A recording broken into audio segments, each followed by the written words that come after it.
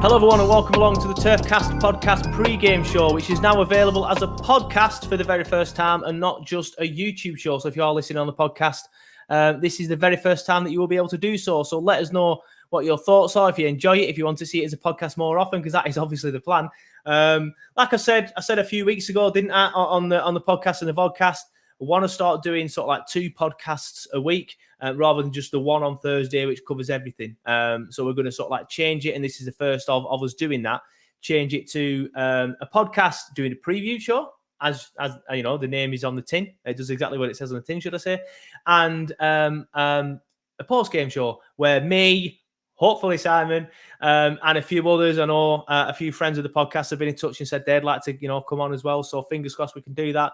And do that, I'd say, on the evening of every match, but don't expect that for the Everton game because it finishes at 10 o'clock. So don't expect that for the Everton game. It'll probably be on Tuesday for the Everton game. And then that gets released to the podcast as well. So fingers crossed we can start doing that now. I'll say what I'll say all the time these days. If you want to help out and come on the shows, please feel free. Just get in touch with the page on YouTube or on Twitter, which are probably better, or Facebook. Or if you know me personally, just give me a shout. And we'll see what we can do. I'm hoping to try and build a little team and then go from there. So we always have somebody, and we never miss a show, really. And you can even come on and have your own show if you've got a good idea and I like it. Feel free to come and give us a shout, and we can go from there. Yeah, I'd be more than happy to do that. But anyway, let's get into it. This is the pre-game show. I am joined by a lad called Connor, who is from Everton YouTube page, fan page, podcast, the Toffee Blues. Go and check them out. The links will be in the description below. And yeah, let's get into it. Everton, Monday night. Right, and just like that, we are joined by Evertonian Connor Williams from Everton fan page, the Toffee Blues. Thanks for joining us on TurfCast, Connor. No problem. It's a pleasure to be here. Yeah, so let's talk about your start to the season then, Everton's start to the season, because you've done pretty well. I'd bite your hand off to be in the position that you're in at this moment. You're level on points with the Red Shite, as you lot of call them. So you've clearly had a decent start. I think you beat Southampton on the first day, didn't you? Then you drew at Leeds, and according to another Evertonian that I know, who I think does stuff for the Toffee Blues as well, Owen, he was saying that Everton should have actually won that. And then, of course, your previous game was against Brighton, wasn't it? And you won at Brighton. That's something we couldn't do on the opening day of the season. So, a successful start to the season for you boys. Yeah, it's a really good start for the season. It's one that I think we needed, especially with the manager in charge, and the whole sort of how will that go down with the fan base. So it's a good start that we really needed to have. But yeah, there's no complaints from me so far. Let's talk about Rafa then, because you've mentioned him, and obviously I did want to talk about him. Absolute uproar when he joined. Some things that, in my opinion, were just too far. Banners outside his house, threats to his family, and things like that. I mean, we're all passionate about his team, but things like that are too far. But I remember at the time, I understand why Evertonians had their reservations because of his history. But in terms of his actual credentials, I think he's a good appointment. Would I like to see Graham Souness at Burnley if he was still a good manager, obviously with his connections at Blackburn? No, I wouldn't. Would I like to see Mark Hughes there? No, I wouldn't. Kenny Dalglish? No, I wouldn't. So I get it. But how do you feel about him now? 3 games in, good start. And then after that, how did you feel at the time? So far, I'm still reserving judgment because we're only, 3 games into the season, and I don't want to get carried away and call him, the next Messiah or whatever, and then us end up in a really tough spot come, February, which I still think could happen, especially with the lack of depth we've got in our squad. Although that wouldn't be his fault, but he will be, the scapegoat for all of that. When he was first announced, I wasn't happy because, once again, it's another manager. Every 18 months, we seem to be swapping managers. Ancelotti really did leave a damaging impact in terms of he really let a lot of fans down after making so many big promises. For me, it wasn't Rafa's Liverpool links or the comment of a small club, because as far as I'm concerned, it was a long time ago. And someone made a great point, there's Liverpool fans walking around with the now Everton manager tattooed on them because of their Champions League win. So I sort of could ignore his Liverpool links. I was a little bit worried that the game might have passed him, or that he might play too negative football for my liking. And so far, like I said, I'm holding judgment. I'm not going to say I'm wrong, because that's something I will admit at the end of the season, depending on our results. But so far, he's surprised me. The Southampton game is the first time I was surprised just by the intensity we played. I'd say we pressed a lot more, certainly more than we did under Ancelotti towards the end of the season. And he changed the game as well. Going into half-time, we were a goal down after a Michael Key mistake. He changed the game, changed the formation, must have really went in on the players. They came out and looked a completely different side. And I can't remember, certainly in the last couple of years, watching an Everton side play with that much intensity. And I think the way he's trying to get us suits us. It's 4-4-2, intense, get the ball into the box, play up to Dominic Calvert-Lewin's strength, as he's a tall lad and he's a lot better in the air than he is with his feet. Not dissing his feet or his footwork, but he is a lot better in the air. Yeah, so what does Rafa have to do to win yourself, for example, and some of the more extreme fans around, the fans that were ridiculously up in arms and doing these sort of things? What would Rafa have to do to win you boys round? Is it another solid top 10 finish, a consistent season, maybe as far as a trophy? I mean, from a personal level, if you can continue with this style, and get us, I said before the season started, 10th to 12th is where I think we'll finish. I've not changed my opinion on that. And I also don't think that's an awful one for a manager's first time in charge. I'd be happy to be wrong. A top 10 finish for me, I think, would be okay. Anything above that, I think, would be really unreal. But for the more, anti-Rafa, I think he's got to potentially get into Europe, maybe win a cup, but for some, I believe he'll never be good enough in terms of there will still be some, and it's yet to be seen because we're on such a good run. His first loss, his second loss, if they come back to back, who will turn just because of who he is, which was my major criticism when the board appointed him, is that he will always be four losses away from people wanting him out. He's never going to be popular. And the last thing I want to see this club do once again is 4 losses, him be made the scapegoat wrongly because I don't think our recruitment's been very good. And then we're stuck in the same position next year or in 18 months because a team that does that are never going to progress to the levels that we aspire to. Yeah, I think you've hit the nail on the head there. The word scapegoat is exactly what I was going to say. As soon as you go on a bit of a bad run, the fans are going to turn. Like I said, I think it's a good appointment in terms of just looking at the manager and his credentials and what he can do with Everton. But when you bring the whole package in, it does have the risk because of that. Soon as you go on a bad run, say so many games over Christmas or whatever, and you don't win for 10 games, for example, there's going to be a lot more noise from the fans than there would be with Ancelotti, for example. But that brings it on nicely. How did you feel about Ancelotti leaving then? Because like you said, he came in. I was astounded that Everton got him. That's no disrespect to Everton, but obviously you're a very big club, far bigger than we'll ever be. So I was very impressed with how you managed to get him in. Obviously he's been at Real Madrid and things like that, and obviously he's back there now. Chelsea and that sort of thing. So I was very astounded. I thought he'd do better than he did, if I'm being honest. I think Everton, that's the sort of manager that I think Everton were looking at, and I was always like, they'll probably end up going with someone in the bracket below, and then they just got him. So I was surprised he didn't do as well for you boys as I thought he did. But what were your thoughts on him leaving then? Because I think you mentioned it already. There was a lot of promises, a lot of talk, and then all of a sudden, as soon as somebody come calling, the first team to come call, all right, it's one of, if not the biggest club in the world. But he was off pretty much straight away. So how did that make you feel? Disappointed, really, more than angry, just disappointed. It's right before the summer as well and before the Euros, so it was a complete ruiner of the summer for me. It was don't get me wrong, it was a coup to get him. He was a very good manager. Fad Majiri wanted him for years, and he finally got his man. I feel sorry for Fad Majiri as well because he's really gone and shown Majiri up by leaving. But it was like you said, it was the promises. He was on about Bramley Moore a lot. He was saying he loved Crosby Beach. He wanted to build something that could be passed on to somebody in a couple of years, not 18 months. And And it was the fact obviously, like you said, Real Madrid are one of the biggest clubs in the world, if not the biggest, but it was the fact he left us for them after how they treated him in the past, after the Super League fiasco, and after him saying, it's a complete disgrace to football. He was one of the main outspoken people against it. For him to then just and we were, as a club, were very outspoken against it.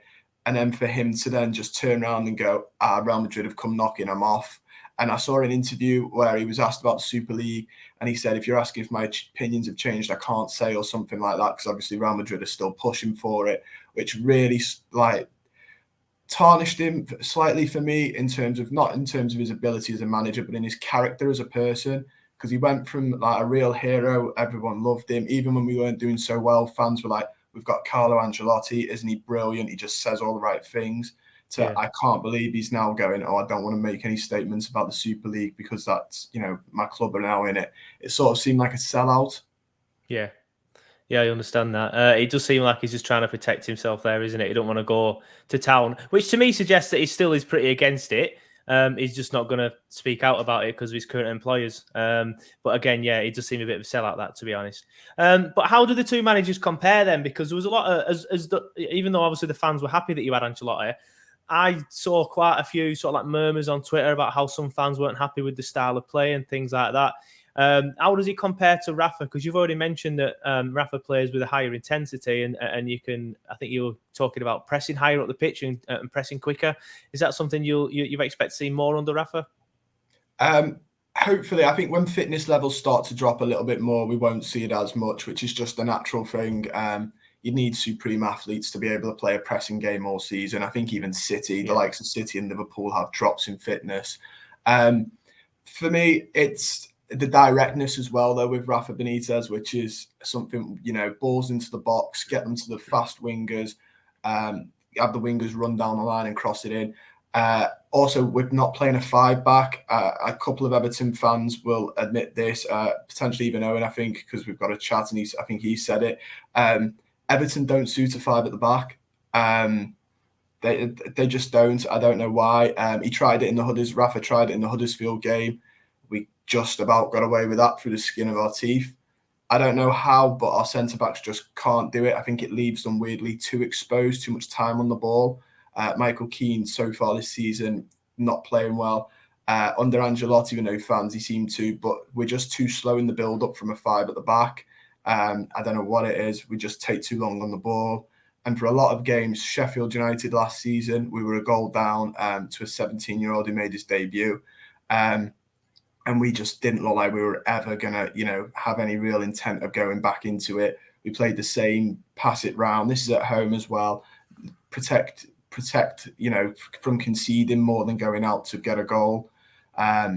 And I can see why the murmurs came in then, because that's a pretty shocking display at home. And it's a really, shocking way to play at home. You expect your home form to be slightly more attacking, a little bit more entertaining.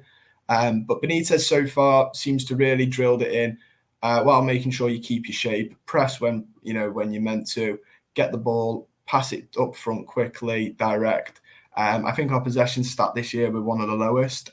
But direct football, I think we probably would be one of the quickest to transition it from winning the ball to, moving forward.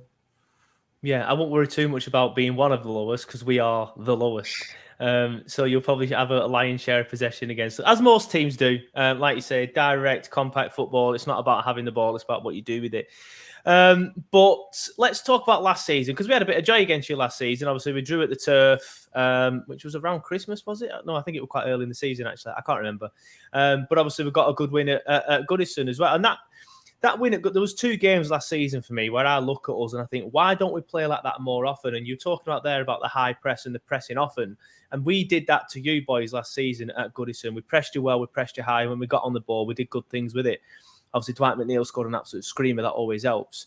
But what were your thoughts on the games that we had last season? Because in truth, with the players that both teams have, you should probably be beating us. But like I said, we had a bit of joy last season, and weirdly, we had a better away record last season, and that's probably part of the reason why we won at your place. Obviously at Anfield as well, which I'm sure you enjoyed. Excuse me, at the Emirates as well. So what were your thoughts on the games last season? I think a 1-1 draw at Turf Moor wasn't a bad result. I mean, you could argue the quality of the players, certainly the quality of the manager. Champions League winning Ancelotti, Premier League. Maybe we could have done a little bit better. But I mean, a draw away from home isn't awful.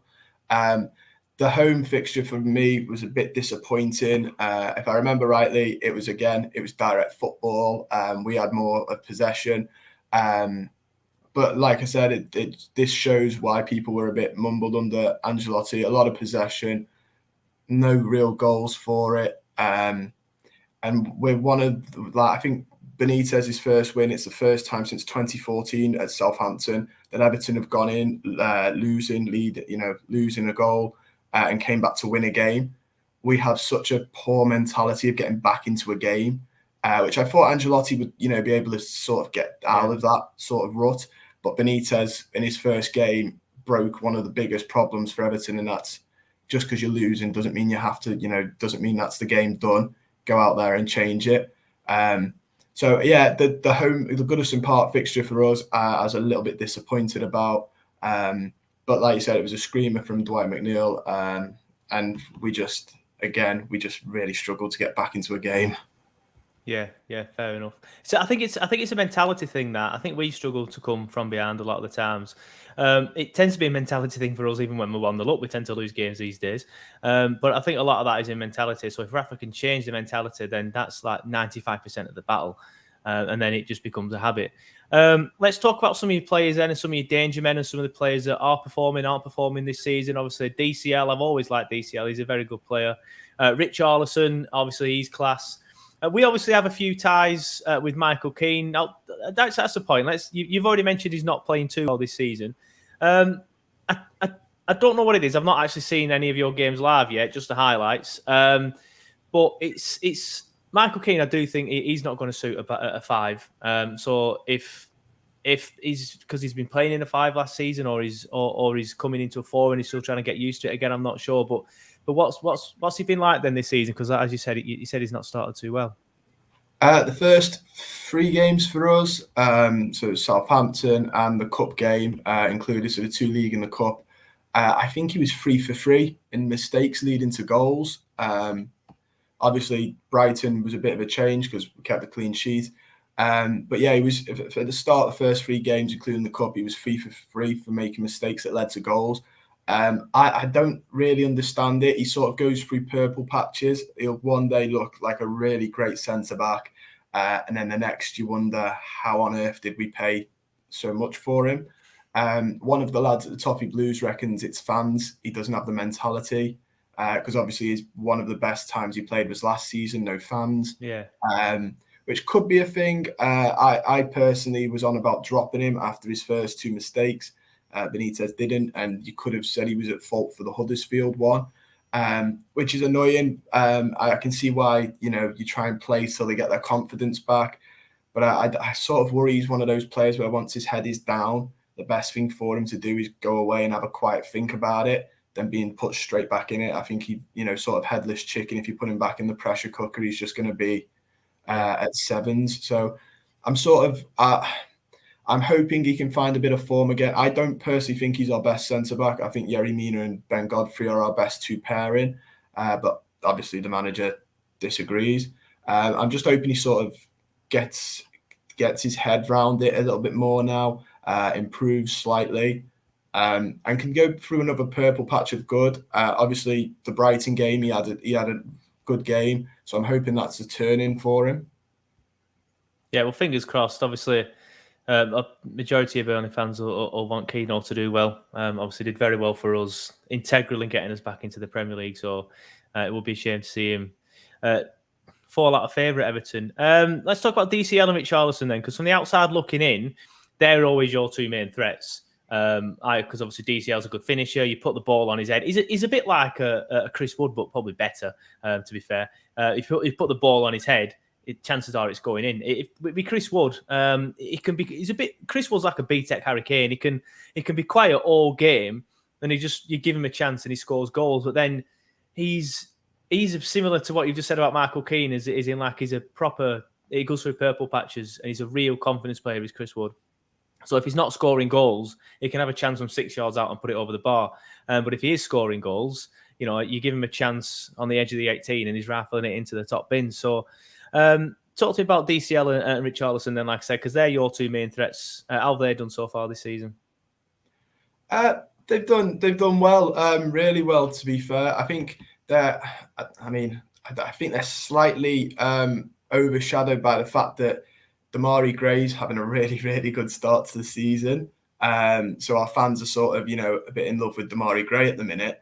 But they're having a really good start. Calvert-Lewin's coming on leaps and bounds. I still know a couple of Everton fans, and I do agree that there are some bits of his game he needs to improve. His one-on-ones aren't particularly brilliant, which is why I said at the start his aerial ability is a lot better than his footwork. But that will come, if you told us 2 years ago when he was dropping back, he worked hard but was never getting amongst the goals, that he'd be our main striker in 2 years, Everton fans would have been like, nah, you're lying. So it's nice to see him come back into it. Richarlison as well has had a really, really good start to the season. And it needs to be said as well, from the summer he's had literally no break from the Copa America to the Olympics to now. His work rate's fantastic and his stamina. I'm a little bit concerned on how long before he inevitably, has to have a break, because he can't do the whole season as well. But they are our two danger men. I think now we've got Damari Gray, you could sort of push him a little bit there, but to start the season, I don't want to overhype the lad. He's had a great start. Hopefully it continues. But Richarlison and Dominic Calvert-Lewin are the two main threats for us.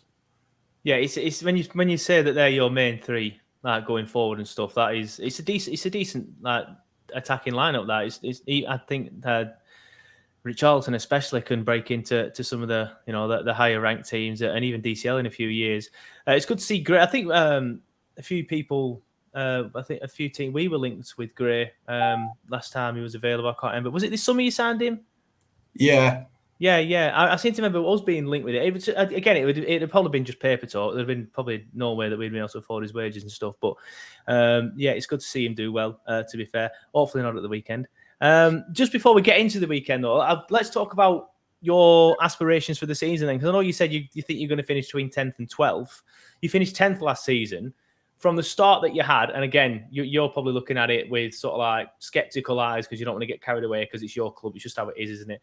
I'm looking at it and seeing the start that you've had. Like, for example, I think you'd have lost that game at Leeds last season. With the way that game was panning out, you've said yourself you'd have probably lost a Southampton game last season because you didn't come from behind it and win. So I looking at that evidence, I think you're going to finish higher than last season. Not too much higher, maybe 8th. I think that'd be a good return for you boys. But what are your main aspirations for the season? I mean, I would happily take and would absolutely love it if we could push to 7th and get in that Europa Conference League. Yeah. Just because it's a chance for a European competition, European nights at Goodison Park. I think the quality in it isn't very good, so it's you've got to look at it like we'd want to get at least to the quarters, semis, final, potentially win it because of the competition in it. When you look at Spurs and Roma, they surely have to be the favourites this year. Yeah. I only say 10th or 12th not because of the manager, but because of we only have really Seamus Coleman and John Joe Kenny as natural right backs, and just Luca Dean on the left.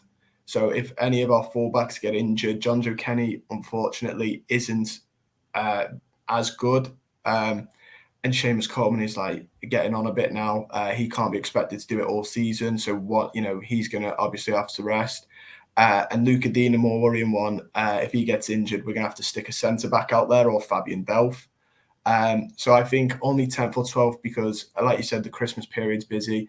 I think injuries will be our downfall again, which is a problem Everton have had for a while. You could argue injuries were our downfall last season at Pits where we missed Decore and Allen. So I think it'll be injuries that let us down again and a lack of depth in certain areas. But that's no judgment on the manager. If he can do above 10th, I'll be really impressed.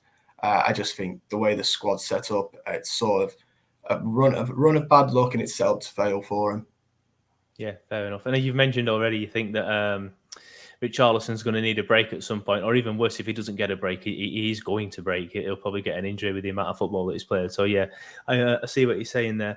But let's look ahead to the weekend. Obviously, I say a weekend, Monday night. Monday night, 8 p.m, Goodison Park, live on Sky Sports Monday Night Football, which means if it's live on Monday Night Football, they'll spend the first hour and a half talking about the biggest games of the weekend, and they might fit in a Burnley Everton preview in the last 5 minutes.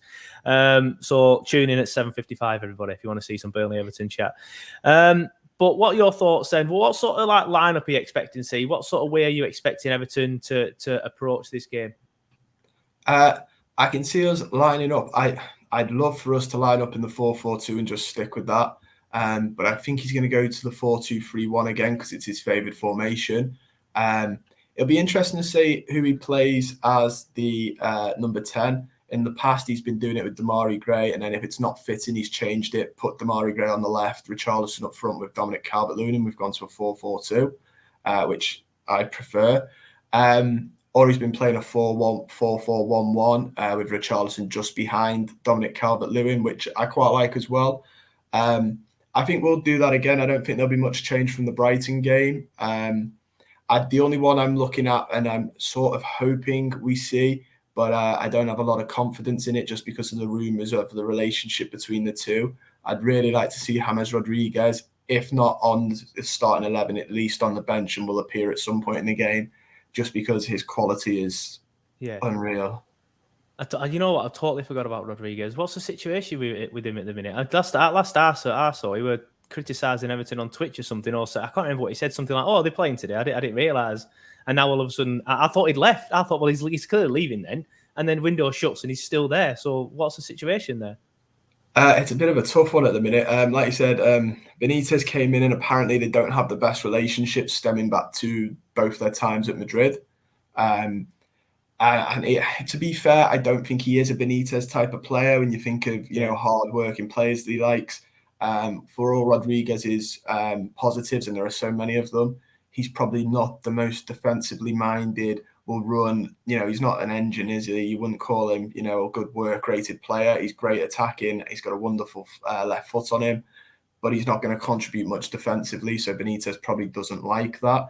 And at first, that was one of the major problems for Everton fans to get over. It was made out that Benitez hates him. And then he went onto Twitch, and with the Everton playing comment, sort of the fans then turned against him a little bit and was like, quite rightly, were like, how, quite disrespectful. Even if you're not playing, you should know what your employers are doing, especially in a football team. You should know who they're playing at least. I know people who don't get on the team sheet, like Tom Davis, who probably are watching it or go to the game to watch it. So it's a bit poor by him. The last I heard, we were trying to get him out to Turkey, but he doesn't want to go. But obviously the window's closed for us now. So I'm hoping that's all rumours and paper talk, because to see him out now would be a really silly thing to do, as we'd leave us with no natural number 10. And we can't replace him because the window's closed. So it'd be a really silly thing to do. Yeah, and obviously he has bags and bags of quality. So it would be a shame. It'd be another one. Again, when you brought him in, I was like, wow, that's good, great business. And it's a shame, again, that it's just not worked out. I just think sometimes the clubs and the styles just sometimes don't match the players or whatever, or he's just not settled in Liverpool or wherever it is that he's living. Predictions then. What are your thoughts for the weekend? I won't worry you or anything. I remember the last time I did a prediction, a pre-game show. Sorry, it was before we played Leeds, and I thought it'll be quite reserved. He's on a Burnley podcast. He's like, "No, mate, we'll smash you 4-0. We'll smash you 4-0. Easy game." And the only person that got smashed was Stuart Dallas by Ashley Barnes. So there you go.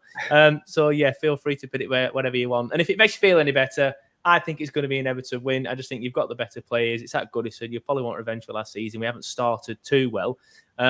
Who knows? We might do a job on you like we did last season, but I can't see Lightning striking twice. So I'm going to go 2-0 Everton. I'm actually going to go 1-0 Everton. I can't see it being much of a goal fest, just because I'm interested to see how we play, because I think both sides play similar styles so far this season in, low possession, direct football. So I'm interested to see how the styles compare, but I think it'll be 1-0 to us. I can't see it being many goals. Yeah, well, fingers crossed. Obviously, we can get a positive result out of it. Thank you for joining us on TurfCast. So we're going to wrap it up here. It's been a good chat. It's a nice half-an-hour chat. That we've done well, mate. It just shows to go that we're having a good chat and didn't realise the time. But thanks for joining us and good luck for the rest of the season, buddy. Thank you. It's been a pleasure, and the best to you as well. All right, cheers, mate. Brilliant. No.